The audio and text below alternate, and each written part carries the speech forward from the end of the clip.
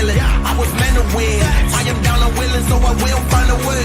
It took a minute, now it didn't happen right away. When it get hot in the kitchen, you decide to stay. That's how it winners made.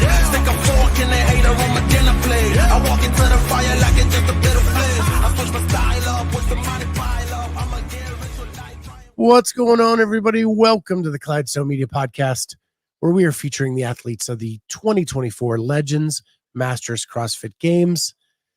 I'm so honored and privileged to have with me right now Katrina LaClair. How's it going, Katrina? Oh, crap. Sorry. Hi. Off to a raging start. Very good. It wouldn't be me unless something like that happened, so it's fine.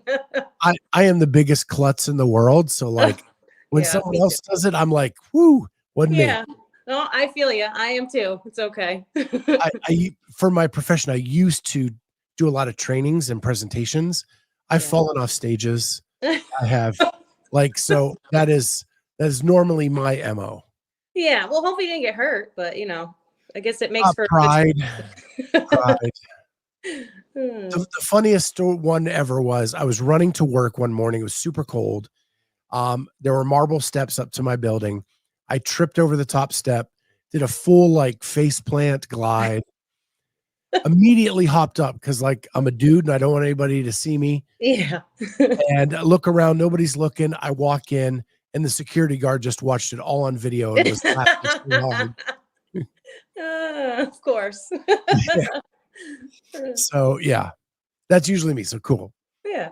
Well, I'm super excited to have you on. This is your second CrossFit Games. Yeah. Second, I went in 2018 when I was 35. That was my first time. So this will be the second round. Yeah. So new venue, new style, new format. Excited about all that? Yeah. At first I wasn't really sure about having us be on our own weekend, but I really think it's a great idea. It gives more athletes the chance to compete. It gives us kind of our own, separate event for the games, and we're not just stuffed in a warehouse somewhere. So I'm actually very excited about it. Yeah. When you were there in 18, were the age groups still in the barns? They were, we were just in some building. Because it was in Madison. Yeah. When you were not on the field or in the Coliseum. You were in those, I think they call them the barns, but maybe, I don't remember what they call them. We were on the field one day. We had that, it was like a run, rope climb, yoke carry workout. And the obstacle course was that year too. Okay. But other than that, everything was out in the barn, I guess it was what they called it. Yeah. Yeah. Yeah, a lot of people don't know this. When the games aren't in Madison, that's like a agricultural center, and they're literally where they keep the horses and the cows. I didn't know that either. Yeah. Good to know. Well. But I think it's way better than those years, right? When you were off there going at the same time as the elites, and nobody was coming over because the elites were going at the same time, and yeah. And now you have a full live stream with the best in the business. Sean Woodland's going to be calling your name. I saw that. I'm so excited about that. So I think it could turn out to be something special. Yeah, absolutely. Me too. Yeah. And it's, from all people I hear, it is a beautiful venue. I've never even been to Alabama, so it'll be a whole new thing for me. But yeah, definitely looking forward to it. So growing up, what was your athletic background? I was actually a competitive dancer. I did jazz, tap, ballet. I did acrobatics. The studio I trained at, they were way into tumbling. I'd never played a sport in my life. So I was just at the dance studio, 8 days a week, pretty much training there, and then compete on some of the weekends. That's crazy. My one co-host who's going to be with me at the games next week, her name's Kat as well. She was a competitive ballet dancer. Oh, wow. Ballet is intense, man. Yeah. Yeah. And she did that all the way through high school and then switched over to CrossFit. How did you make that transition to CrossFit? Let's see. Well, I danced professionally out of high school for about 10 or 12 years. During that time, I kind of found the gym. I mean, the first time I ever stepped foot in a gym, I was 22 years I old. don't mean to interrupt you, but what does that look like being a professional dancer? So I danced on cruise ships. I worked at like Busch Gardens, Six Flags. I danced with a company out in Santa Monica, California. Yeah, so you just either like travel with groups or, you know, I danced backup for impersonators. I mean, I did the whole bit. Okay.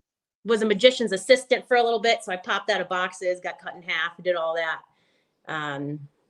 But yeah, during that, I never really went to the gym. I was always just a dancer, and then had no clue what I was doing, and just started watching people. And back then, like the internet wasn't really all that much of a thing, so just kind of taught myself. Got into figure. I did figure competitions, and then towards the tail end of that, I got offered a job to coach at a CrossFit gym opening up in a neighboring town here in Connecticut.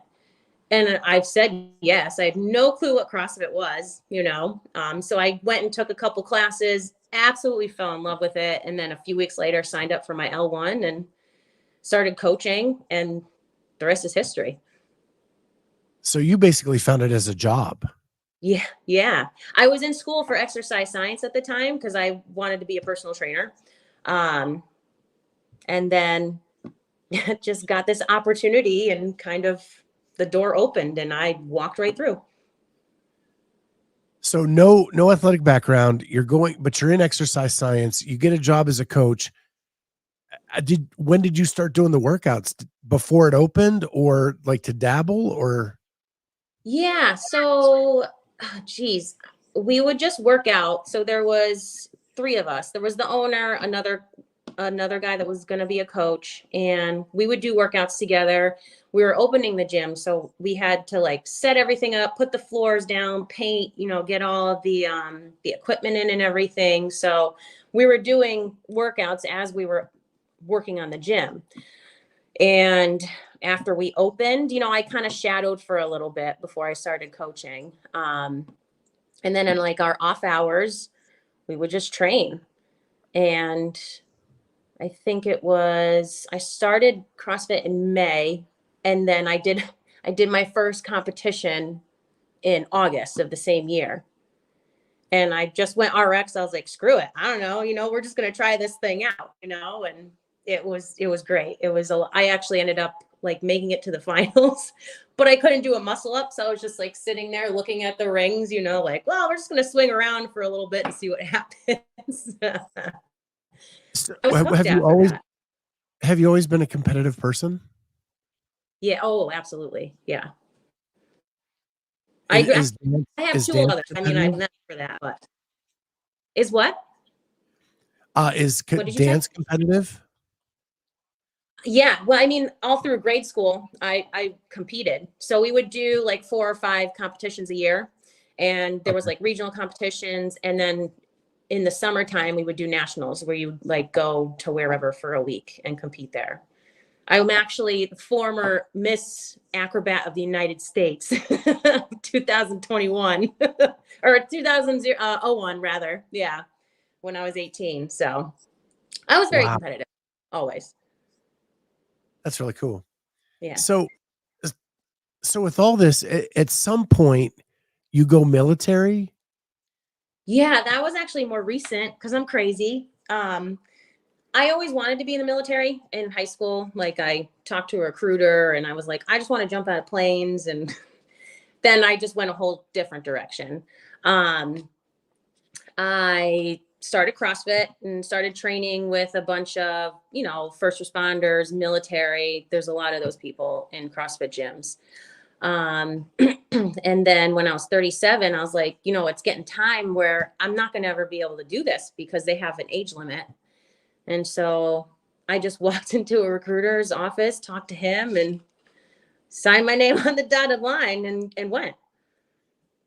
And you went full active, or were you reserve? No, I was just National Guard because I mean, I have a whole career. So I left for 8 months, did my training, and then came back and did my 1 weekend a month, 2 weeks a year. Yeah. Yeah. And so rifling back through your Instagram, I saw you got an accommodation, and on that it said that you were a combat medic. Correct. Yeah. 68 Whiskey combat medic.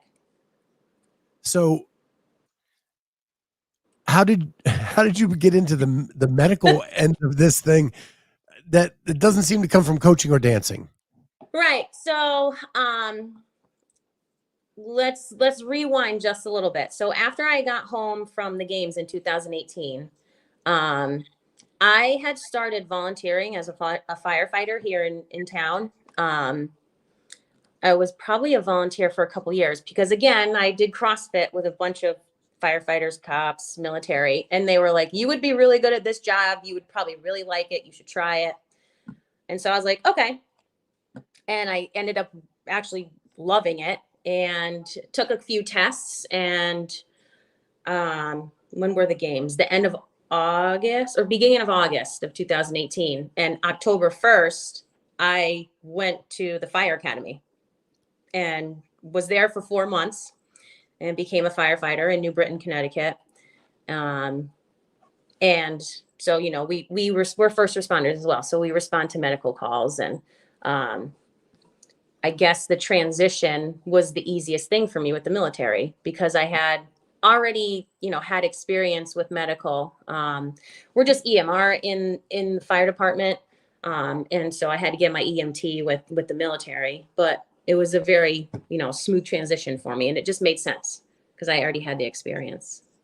Yeah. I had firefighter in my notes, but it was hard to piece the timeline together. Yeah. Yeah. And it's funny because I've talked to other athletes who have gone into firefighting. Like here in Ohio, you have to be an EMT to be a firefighter. Right. I think a lot more departments are kind of going that way. I know in Florida, I'm pretty sure everywhere you have to be a paramedic even to be a firefighter. But in the city that I'm in, we have our own EMS department. So they just ride the ambulance and then we're first responders. So we go on like a priority A, like a higher priority call. Yeah. Yeah.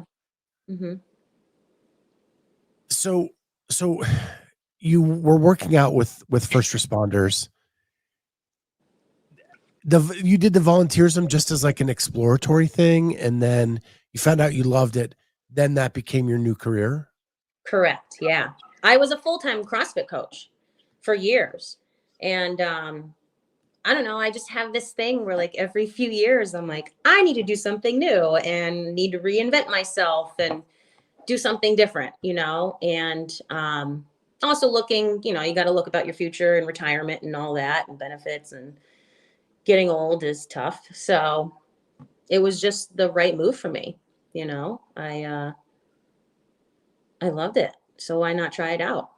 And it's like the best thing I did. I love it. I mean, some of the pictures you have on Instagram, like you can tell that you love your job. I do. Yeah. The culture, the job, helping people. I mean, it's fun, you know, so it's a good fit for me. Have you ever been in like a really dangerous spot where things got hairy, or have you been lucky not to get to that spot yet? No, I haven't. Not yet. I mean, you know, there's always, we call it risk versus benefit, right? So if something is really that bad and, you know, there's nobody's life is at stake, like we're not going to go inside of a building that's that dangerous unless we like have confirmation that there could be like, say, somebody trapped in the building. You know, we're not going to, because what good are we if we go in and we die? You know, no one's going to save the other person anyway. So you have to make that call. Well, I don't. My boss makes that call, but you know, yeah. I think we're all skewed when those dangerous things happen every week on Chicago Fire. Oh yeah, please no. Don't. Yeah. Don't place it on the TV shows because they're not. It's not like that. Yeah. It's the only education I have in firefighting. So if you want the best show to watch, I guess it's mostly because the culture in the firehouse, but the show Rescue Me, that's probably the closest thing to the truth that's out there. Yeah. Okay. And that's a Northeastern kind of show anyway, right? Yes. Right up here. Yeah. Yeah. Have you always lived in the Northeast? I mean, you said you traveled for dance, but Mhm. is that where you grew up? Yeah, it is. I grew up in Connecticut. Cool. Yeah. I mean, I popped around and I lived in California for a little bit, in Virginia, spent a lot of time in Florida. But this is home. Yeah, it's always been a dream of mine to get up there, especially in the fall, just to Have check to. out. Yeah. Absolutely. Um, so you go into the Army, you're doing that, National Guard. How do you balance? Are you still active duty? Did you leave that? No, so I currently I'm what's called inactive reserve. So I finished my active portion of my contract back in February. So I no longer have to do the 1 weekend a month, 2 weeks a year. I just have to basically sit here and wait. And like, if shit goes down, they can call me in Okay. like at any time for the next, well, 4.5 years. Okay. Okay. Yeah. Mhm. So do you have like the typical firefighter schedule where you work a couple days, then you're off a couple days? Yeah. So we do 24 hours on and 72 hours off. How does that work with your training schedule? I will make my work days be my rest days. Okay. Yeah. It And that works actually, well for you? I'm sorry? And that works well for you? It does. Yeah. I mean, sometimes, we run calls all night and I don't sleep, but I'll just do my best the next day I can in training. Um, but it's actually, it's very nice because I can go to the gym 3 days in a row, and then work and then go to gym. I mean, I work a lot of overtime, but I try to work my overtime at night so that I can go to the gym during the day. But it allows me to train, pretty much as I want. Do you have any opportunity to train at the firehouse or do you just keep that separate? Okay. Yeah, there's a gym there, but I do take my rest days kind of seriously. So, I'm not 25 anymore, so I need my rest. Right. You said before we went live that you saw Haj, who Yes. you are friends with. She had a quote in her interview about her body only has so many reps left. And so it's all about like intensity over quantity. Yeah, I mean, you really. I mean, I started CrossFit. I was 30, so I wasn't that young, starting. But still, that was 11 years ago, and my body does feel different. And she's right, like the volume. Sometimes you just have to listen to your body, and you got to do what's right, because rest and recovery just becomes so much more important as you age. You keep the intensity there, but you might not have to be at the gym for 6 hours or whatever. Yeah. So you work a job where a bell goes off and you have to go, Correct. right? You don't have time to like warm up, do all the things. How does that differ from your training? Do you take the time to do that, or is your body just used to, hey, I'm on the call, I got to go? Oh no, I take my warm-ups very seriously. Like it's a solid half hour. I do like a lot of prehab stuff. So a lot of the stuff that like my physical therapist wants me to do, I just work into like my warm-ups or my cool downs. Because again, you got to take care of your body. I mean, we beat ourselves up pretty good, and I'm not getting any younger. So I say I like to prime myself before I work out. Yeah. You do anything in the firehouse to stay limber, to be ready to go, or you just used to the I mean, once in a while, like I'll stretch out a little bit or whatever, but we do sometimes do training during the day where we're on our feet or like pulling lines or throwing ladders or whatever it's on the schedule for the day, so I'm not just like sitting around all day. I try to keep on my feet as much as I can. Yeah. Yeah. You're a Mayhem athlete.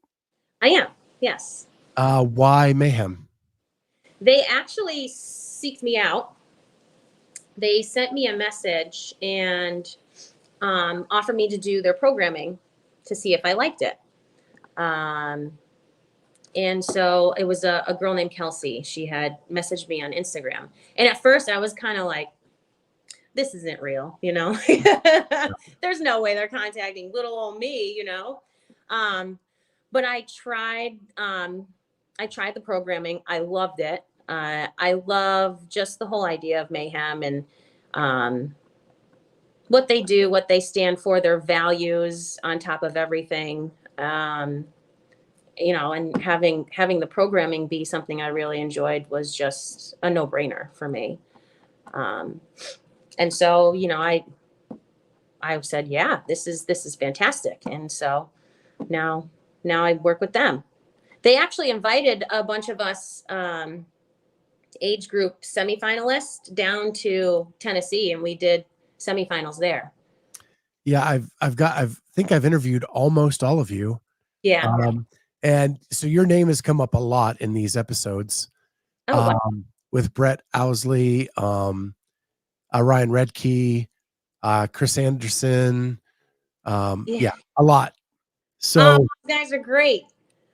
So they all talked about that experience being like a really cool thing to get to know everybody, to hang out, and the push it gave everybody. It was awesome. Yeah. And everybody was just so, I don't know, they were so cool. Everybody was so nice and so supportive and worked their butts off. You know, it was great. And it's nice, you know, as a competitive athlete to have somebody like next to you pushing you, you know, because I pretty much train alone up here. So being with other people was like a luxury for me. Yeah. And they said that what was cool is for a lot of the guys, they were in the same division and really competing against each other, but they were all helping each other out. Yeah, which I find it was an awesome environment. It was, yeah, it's great.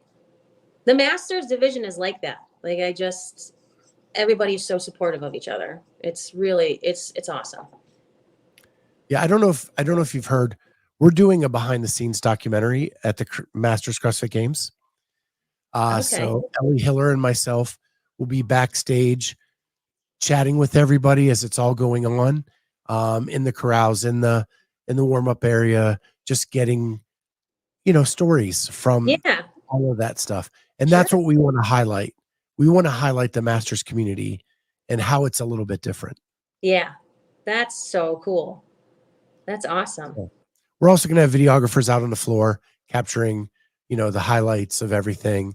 Put it all together in a cool story for you guys to have afterwards. Yeah, because the old people are cool too, you know? Yeah. It's made me so excited for this, interviewing everybody and getting to know you all, because now I'm like super hyped to go. And now because I'm getting to know you all, I have rooting interests in this. Yeah, you get to like meet personalities and get to know people. That's awesome. I think what you're doing is great. It's fantastic. Even for me, because then I get to like kind of meet people, you know? Right. Yeah. So you're the first female I've talked to that went to that semifinal at Mayhem. Were there others there to push you? Yes. There was a couple teens that were there. And then there was Betsy and Shannon. They're in an older age group than I am. But there was, I think there was only the three of us, and then the other three girls were teens. So it was mostly males that were there, but yeah. Yeah, it seemed like it'd be a really cool place to hang out for a weekend. It was so cool. And we had to bring like our own judges with us. So I got to bring one of my really good friends with me that I used to train with. She actually judges at CrossFit a lot, Christina Philippert. And so, you know, I got to spend the weekend with her, and she lives in Florida, so I never get to see her. So it was just all around such an awesome experience. Yeah. And what a gym there. I mean, it's the largest gym I've ever seen in my life. It's huge. And they have every piece of equipment there that you can think of. I mean, and then they have a coffee shop right in the front. Yeah. Yeah. It's good coffee too. It is. Right.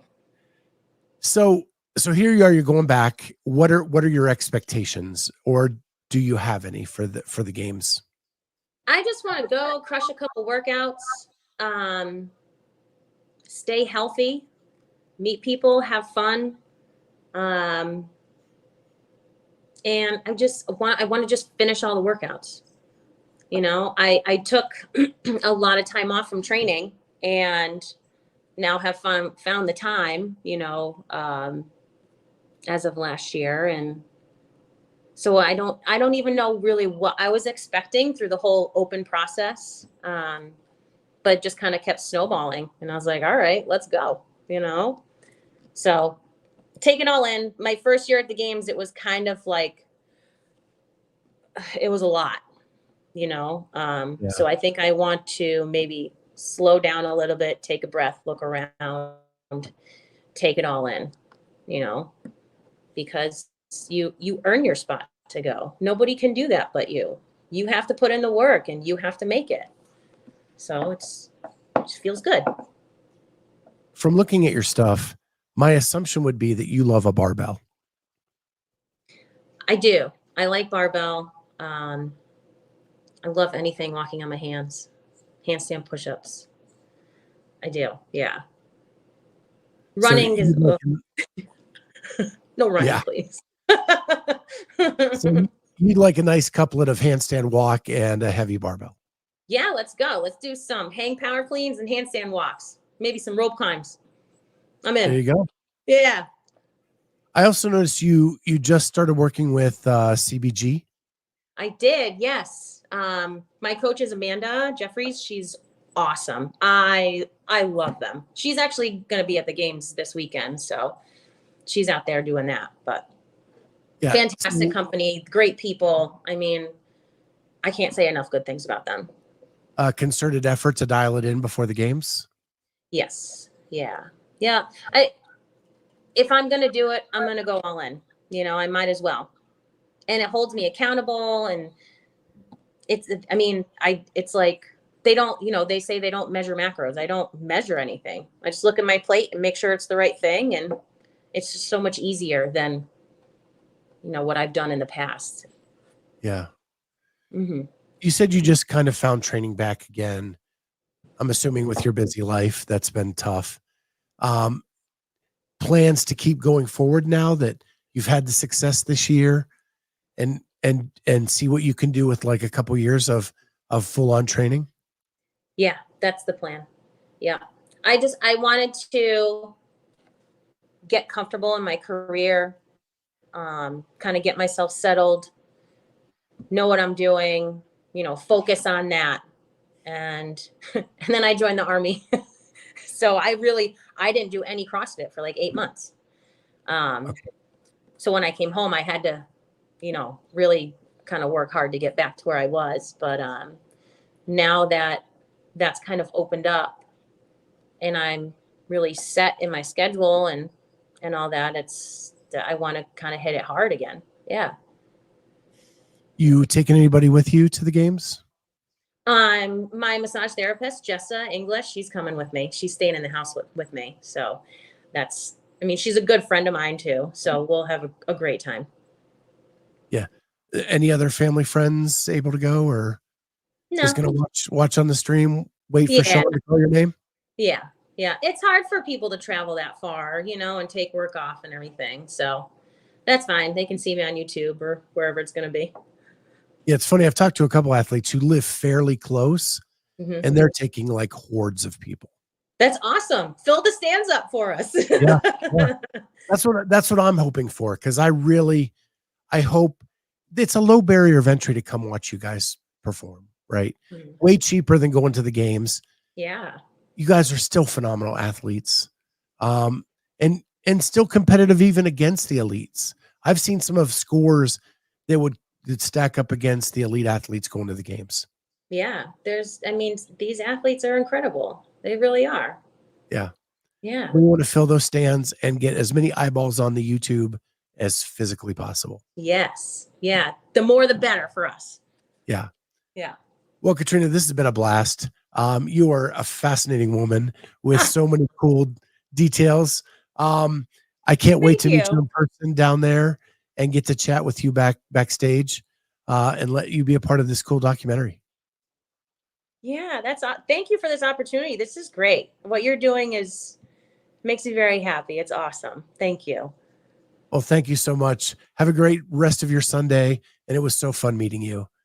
To the audience, thank you so much for being here. We'll see everybody next time on the Clydesdale Media Podcast. Bye, guys. Bye.